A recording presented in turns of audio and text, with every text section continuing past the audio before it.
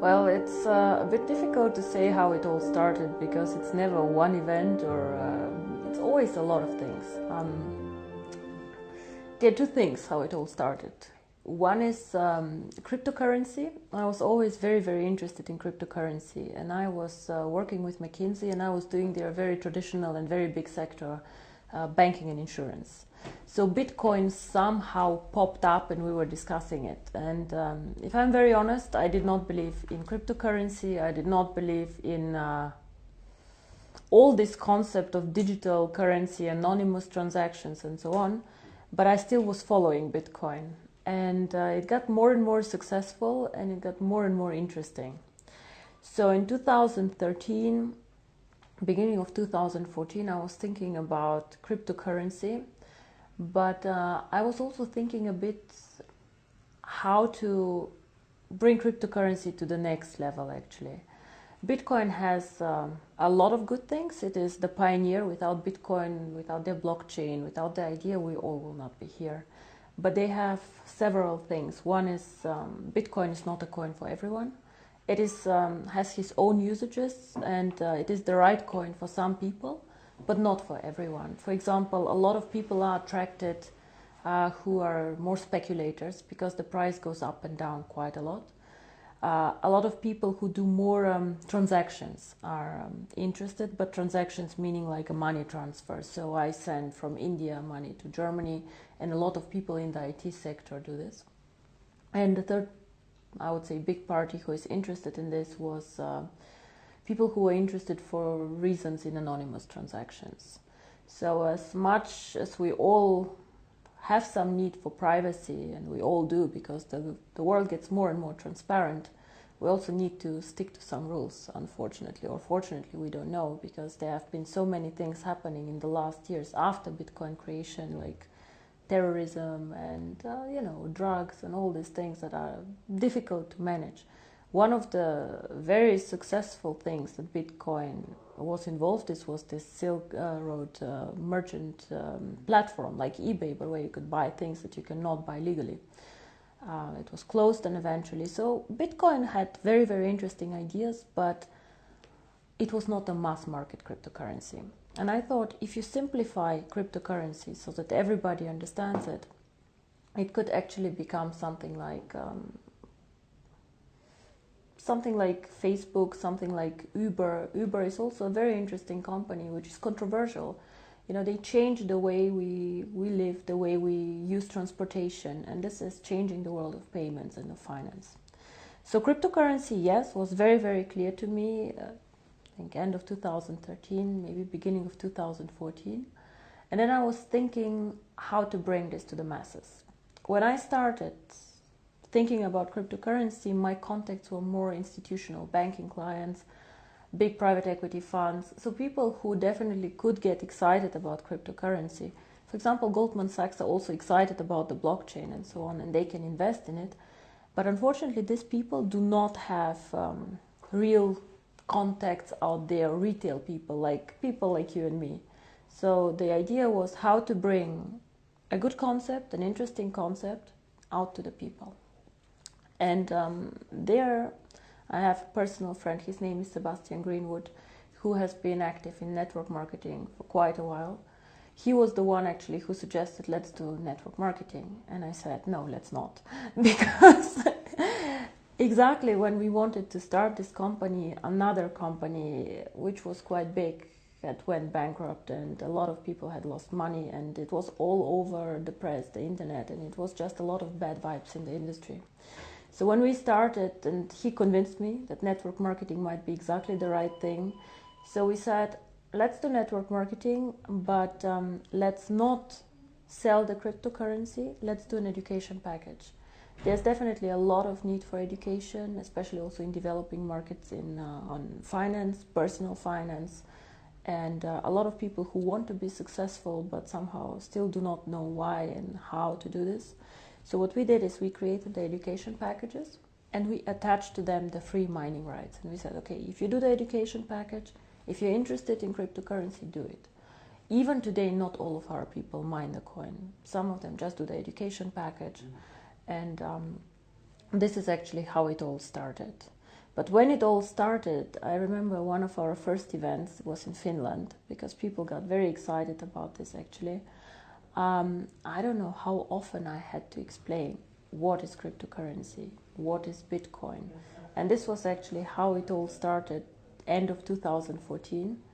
I would say 2015 was the year where we all learned about what is cryptocurrency, what is mining, how does it actually work, so really the basics. 2016 got a bit more sophisticated, a new blockchain, new technology, and now 2017 and 2018, the next two very, very big steps are coming up, the merchants and the coin going public.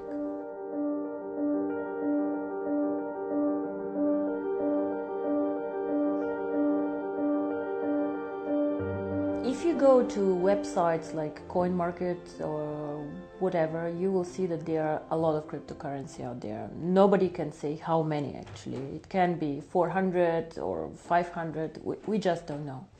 So in my opinion, however, there are maybe 3 or 4 really big ones who are trying to be big, who are trying to find a niche and who are trying to do some work. Bitcoin for sure is one of the big ones. It is the most liquid cryptocurrency out there. Most people who speak about cryptocurrency trade this coin and do things with this coin. Still, the transaction value is very, very low. So if you look at it, it's probably 3 to 4% of the coins who get transacted per day. And a lot of these transactions are internal transactions. It means I put from my account to another of mine account, just for safety reasons, coins. We have Litecoin. Litecoin is a big coin. It is probably the number 2 out there, but nobody actually uses it, even not in transactions. So what happens is I see new coins coming mainly from the IT sector popping up, and most of these coins are done because somebody finds out something interesting in the code. So they code something where you can do something on the blockchain or new usages of the blockchain. Ethereum, for example, it's actually not a real cryptocurrency. What they try to do is they try to provide a blockchain where other people can use. So I think there's still no coin out there which is targeting the mass market. And I believe this is the case because the community of cryptocurrency is a bit arrogant. Yeah? So they are for sure very knowledgeable people, very smart guys, most of them with very heavy IT background. A lot of them also believing in this theory of, I would not call communism, but we should give something to the public, we should share it all and then see what happens. Nothing bad with this, but if you put something out there and give it for absolutely free to the people, you have no money to invest in infrastructure, you have no money to invest in a brand, and you somehow have to trust it that it will move in the right direction. So for sure they cannot invest in events like we do, they cannot invest in education, they cannot invest in a strategy. So I think what is unique about OneCoin point 1 is we target the mass market. So we try to make the cryptocurrency as simple as we can, we try to link it to education, and we try just to be accessible for everyone. Make the mining very simple, make the usage very simple.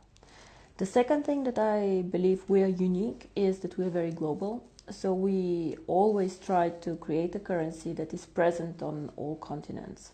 It is not an easy task because sometimes it is much easier to be on one continent. For example, Europe, where people are very sophisticated, where they understand this, or China, where people also like a lot of digital currencies. But still, we believed from the beginning, if we want to be the future of payments, if we want to do transactions, we have to be also in Africa, we have to be in India, we have to be in Latin America. So this is very, very important for us. And the third thing that I believe is very, very important is we are one of the few cryptocurrencies that focus on usage. And I don't mean usage of the blockchain like others, like Ethereum, but I mean usage by people.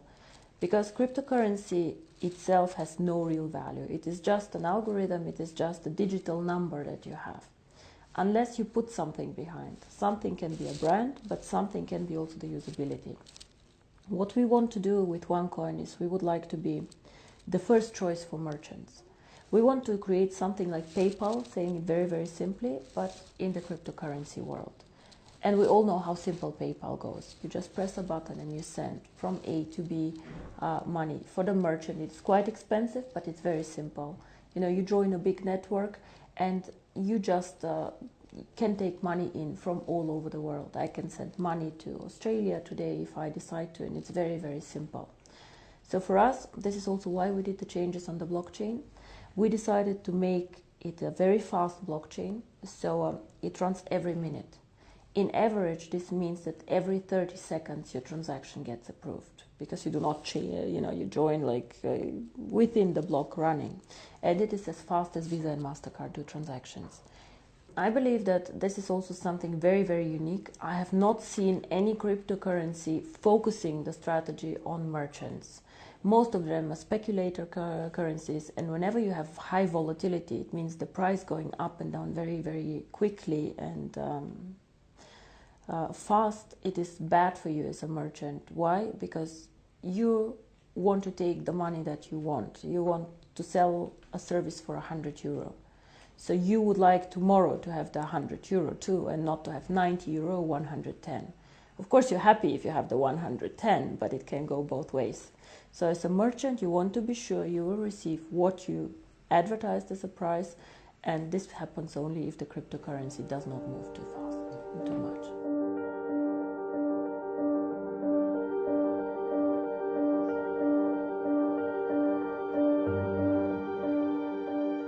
I believe that the network should do nothing else than communicating this, because I'm just making money, I'm just making commission. It can never be just the reason why somebody should join a network. Then you can go, you can sell soap, you can sell whatever is out there, I don't know, beds and things like this. I think understanding cryptocurrency is actually the key, and this is something that I wish for on the events to happen more. I have been, unfortunately, to some events myself where I was listening for an hour and I had no idea what this company does. So the unique thing about us is education, and then if somebody wishes, the cryptocurrency. Of course, cryptocurrency can change the world, and I believe it will. The question is, will it be tomorrow, will it be in a year, or in 2 years, or in 3?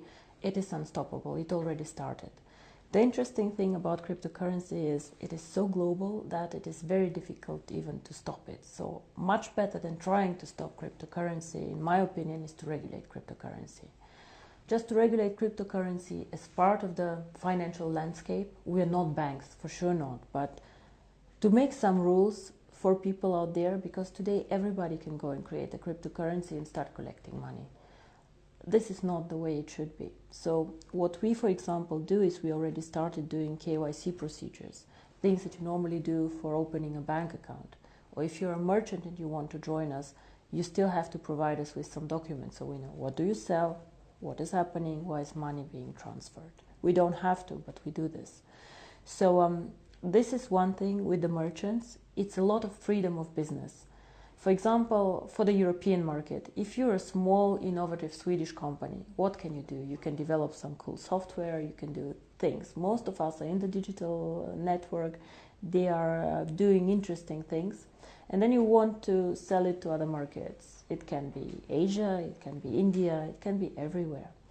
But China and India are very difficult to sell things to. They do not have the free capital flows that we have. So you might find a Chinese buyer, but it's difficult for you to get a payment. And it's very frustrating because you're a small company, you focus on software, you do not focus on international payments. If you're a big company, you can do this, but you don't have the know-how.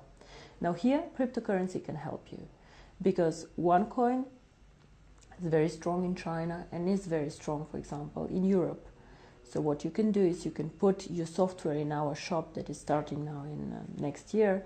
You can put up the price, whatever the price is that you would like, and then a transaction between a Chinese buyer and a European buyer can happen like this. Within 1 minute, the transfer is done. So this is something very exciting. For me, this is a bit more freedom of doing business.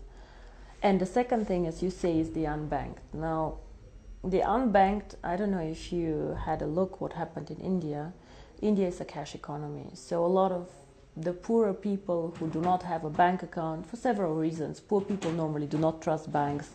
Poor people hoard the money for emergency. Within 4 days, they told them that they need to come and just give the cash that they have only up into a limit, and they needed to exchange it, and the other cash was just void. Now this is a disaster, and this disaster will not hit the rich people. It will hit like very, very small people who have their savings. Cryptocurrency can make a change. Now, you ask me, if a person is so poor he doesn't have a bank account, how will he deal with cryptocurrency? A lot of people have access to phones, so if you manage to link cryptocurrency to a phone, and of course it's already linked to the internet, you can give these people so many more options how to bank with us. So a cryptocurrency provides just another corridor how they can make money movements and how can they join the financial system. But we have to be very, very clear on this. This is probably the most complex part of what we're doing. The merchants, I believe, is quite simple to put together. Then you have to grow the merchant network. You have to be attractive, low-cost opportunity, fast, reliable, fine. But the remittances, you always need a point where cash gets collected. And this is the second part of the strategy, which will come most probably only after we open the coin for everyone. You need to make sure that there are points where you can make the virtual currency real. So where cash can come in that people have, they can send somewhere, and then they can get the cash and go to the supermarket and spend it. It can work, for example, if you get several partners to join. It can be a phone company, because you go and pay your phone bill, or you can just charge on your phone bill the cryptocurrency and back. It can be a big gas station chain, for example. It can even be a supermarket chain. Like if it's a big chain, they can take cash in for you, they can give cash out. For example, in Germany, a lot of supermarkets started giving cash out with your card. So the same can be done for cryptocurrency. You just need to find a lot of points and a lot of partners, again, a network, where they support the idea of cryptocurrency.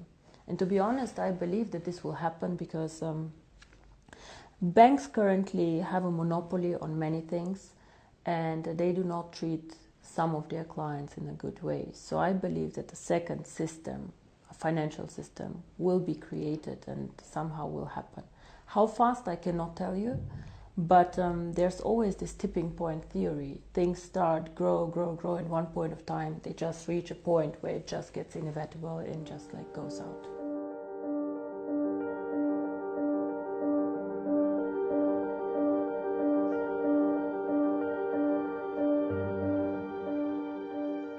On the OneLife network, some of their main concerns is this a Ponzi scheme?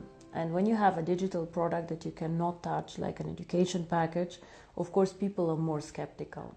So I respect everybody who has questions or who criticize or just wants to talk to us, but what I do not like is when people do not do their homework and do not check what is going on.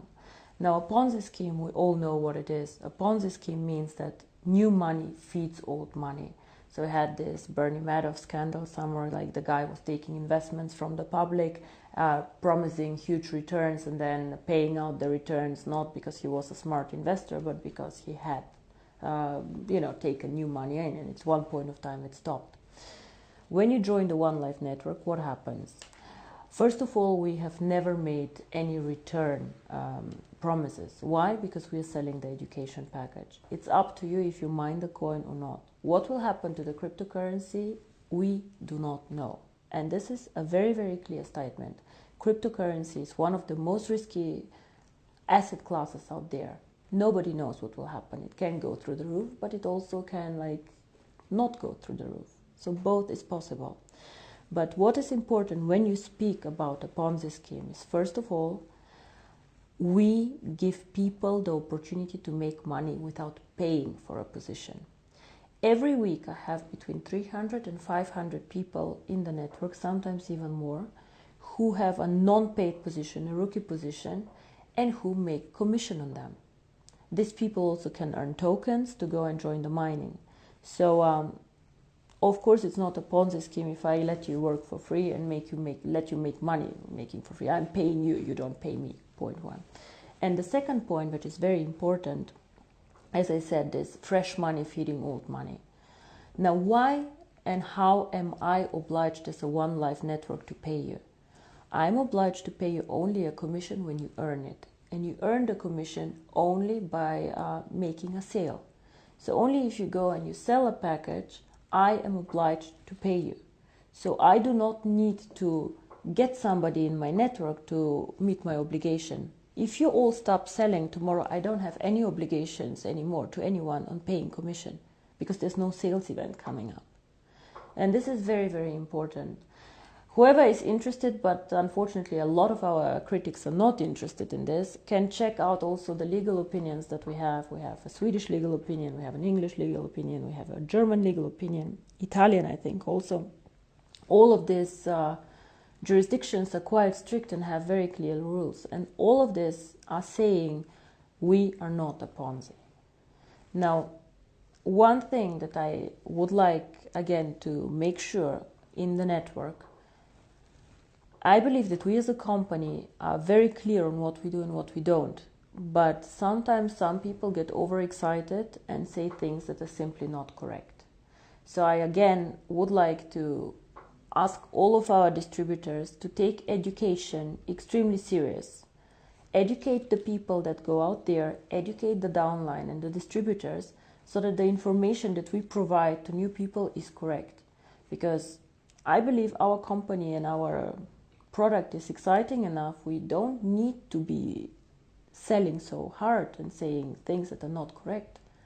If you present the project in the right way, and if you present the stages that we go through, if your people are encouraged to go through the education, it is much easier for all of us, because we then understand OneCoin as a cryptocurrency needs to go through stages. It is for sure not get rich in 90 days thing, and I really do not want people to market this like this. Sometimes, all this, how we're portrayed by the media, is our own fault. A lot of things that the media write is distributor X said that, and even if distributor X said something wrong, I cannot attack this and I cannot get a lawyer to go against this because he really said this. And this is very frustrating also for us as a company. So again, guys, try and get the right information, educate your downlines, and just make sure that we do the right things out there.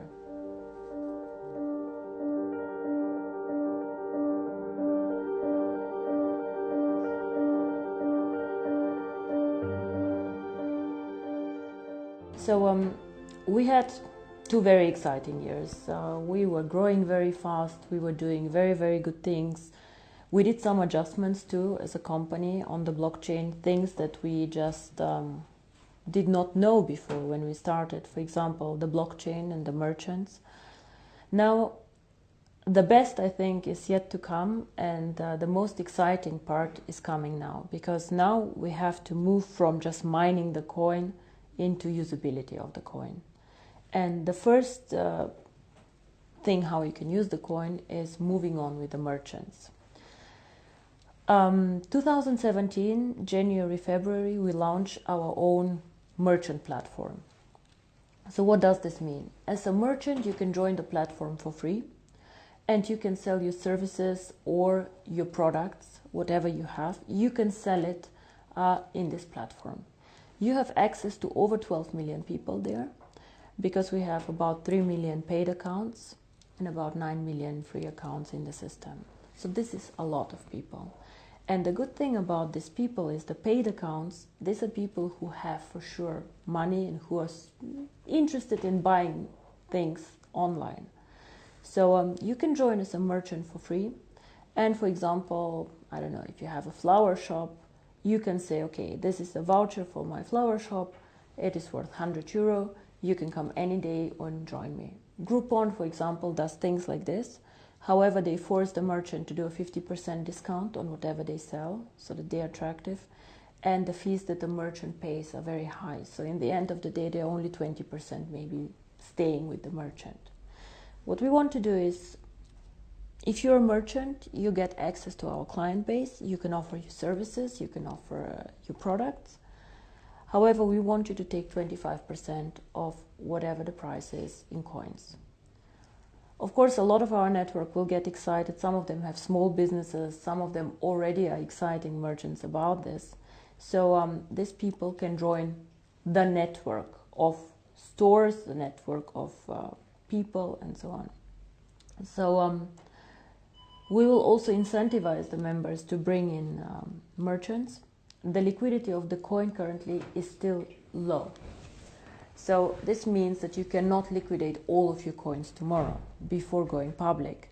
This is why we will give the merchants the option to take up to 75% of the price in cash. If you're a merchant, if you want 100% in coins, you can. Yeah, but if you just want 25% in coins, you also can. However, what we will do as a company, we will pay a BV value on the cash payments. Why do we do this? Because first of all, the more good merchants we get, the better for the coin value. And of course, we want this coin to be very, very successful and to get good merchants. We said, I think in Bangkok, we said 10 million users, 1 million merchants, and hopefully one day 25 euro for the coin value. But I do not want to have 1 million bad merchants. I want to have, even if it's just 100,000 merchants, but really good merchants where people get excited to use them. And I believe that in incentivizing our distributors who attract merchants for the network on the volume that the merchant makes is the right thing to do. Because it's so easy for me to sign up. I can sign up today 100 people, 100 merchants. If their products are too expensive, not attractive, bad quality, no point. So it's again, we trust each other as a network, we want the best for the network, and this is how we want to grow as a network. And of course, it's very nice for you as a merchant, you put the OneCoin sign on your door, I accept OneCoin. People maybe come and ask you, what is OneCoin? I want to know more about it. Then the merchant can go and say, okay, this is an education package. If you want, please have a look. And again, the network wins from this. So 2017, to get back to your question, for me is the year of the merchants, while 2018 is then the year where the coin has to go public.